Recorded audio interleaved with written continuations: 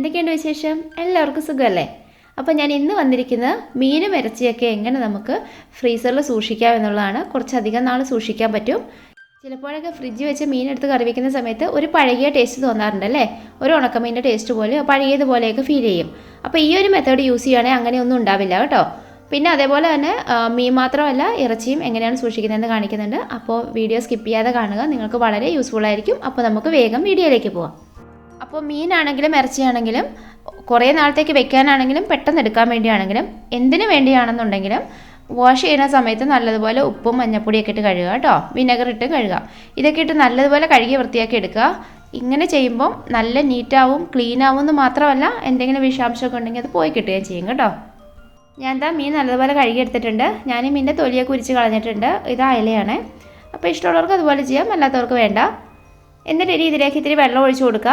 എന്നിട്ട് കുറച്ച് ഉപ്പും കുറച്ച് വിനെഗറും ഇട്ട് കൊടുക്കുക. എന്നിട്ട് ഈ ഉപ്പിലും വിനെഗറിലും ഇട്ടൊരു 10 മിനിറ്റ് നേരം അവിടെ കിടക്കട്ടെ കേട്ടോ.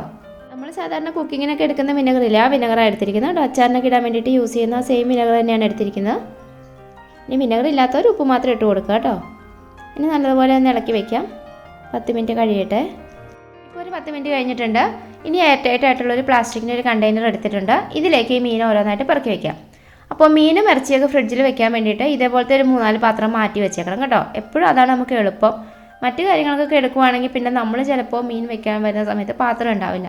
അപ്പോൾ ഒരു 3-4 പാത്രം ഇതിനായിട്ട് മാറ്റി വെച്ചിരിക്കാം. നമ്മൾ ഈ ഫുഡൊക്കെ പുറത്തുനിന്ന് വാങ്ങിച്ചിട്ട് കിട്ടുന്ന പാത്രമില്ലേ, അതൊക്കെ യൂസ് ചെയ്യാം കേട്ടോ. അതിലൊക്കെ ഉണ്ടല്ലോ, നല്ല പ്ലാസ്റ്റിക് ആണെന്നുണ്ടെങ്കിൽ ചെക്ക് ചെയ്ത് നോക്കിയാൽ മതി. നല്ല പ്ലാസ്റ്റിക് ആണെങ്കിൽ അത് യൂസ് ചെയ്യാം. അപ്പോൾ എന്താ മീനൊക്കെ ഇതിൽ പെറുക്കി വെച്ച് കൊടുത്തിട്ടുണ്ട്. പിന്നെ ഒരുപാട് തിക്കി ഞെരുക്കി വെക്കേണ്ട. ഒരുപാട് മീനുണ്ടെങ്കിൽ 2-3 പാത്രത്തിലാക്കി വെക്കുക കേട്ടോ. ഇപ്പോൾ ഈ അളവ് കുഴപ്പമില്ല, ഇത് മതി. ഇനി ഇതിലേക്ക് വെള്ളം ഒഴിച്ച് കൊടുക്കാം. നഖയ്ക്ക് വെള്ളം ഒഴിച്ച് കൊടുക്കണം കേട്ടോ. അതായത് ഫുള്ള് കവർ ചെയ്ത് കിടക്കുന്ന അത്രയും മാത്രം വെള്ളം ഒഴിച്ച് കൊടുക്കുക. പിന്നെ ഒരുപാട് ദിവസത്തേക്ക് സ്റ്റോർ ചെയ്യാൻ വേണ്ടിയിട്ടാണെങ്കിൽ അതിൽ കുറച്ച് ഉപ്പ് കൂടി ഇട്ട് കൊടുക്കാം കേട്ടോ. ഞാനിതിപ്പോൾ ഒത്തിരി ദിവസത്തേക്കൊന്നും വെക്കുന്നില്ല, അപ്പോൾ ഉപ്പൊന്നും ഇടുന്നില്ല. ആദ്യം ഉപ്പിലിട്ട് വെച്ചതാണല്ലോ. ഇനി അതെല്ലാം നിങ്ങൾക്ക് കുറേ മീൻ വാങ്ങിച്ചുകൊണ്ട് വന്നിട്ട് കുറേ നാളത്തേക്ക് സൂക്ഷിച്ച് വെക്കാനാണെങ്കിൽ നല്ലതുപോലെ ഉപ്പ് കൂടി ഇട്ട് കൊടുത്തിട്ട് നല്ലതുപോലെ അടച്ചു വെക്കുക. ഇത്രയുള്ള പരിപാടി. ഇനി ഇത് ഫ്രീസറിൽ വെച്ചിരുന്നാൽ മതി. പിന്നെ ഒരു കാര്യം ശ്രദ്ധിക്കേണ്ട, നമ്മൾ ഒരു ദിവസത്തേക്ക് എടുക്കാനുള്ള മീൻ ഒരു പാത്രത്തിൽ സൂക്ഷിക്കുക, അടുത്ത ദിവസത്തേക്കുള്ളത് അടുത്തൊരു പാത്രത്തിൽ സൂക്ഷിക്കുക. അങ്ങനെ ചെയ്യണം കേട്ടോ.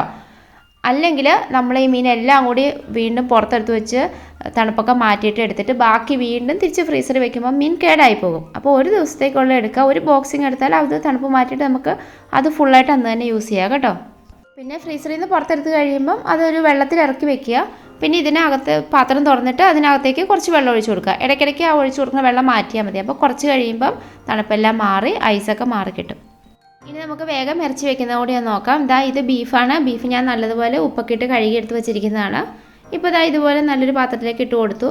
ഇനി ഇതിലേക്ക് കുറച്ച് ഉപ്പിട്ട് കൊടുക്കുന്നുണ്ട്. ബീഫൊക്കെ ആകുമ്പോൾ കുറച്ച് ദിവസം കൂടി വെക്കാറുണ്ട് കേട്ടോ. അതുകൊണ്ട് ഞാൻ ഉപ്പിലിട്ടാണ് വെക്കുന്നത്.